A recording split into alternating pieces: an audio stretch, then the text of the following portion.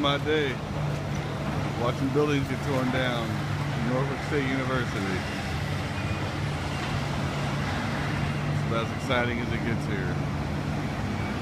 Organize the rubble, different types of piles, put it on the truck. Get another truck waiting.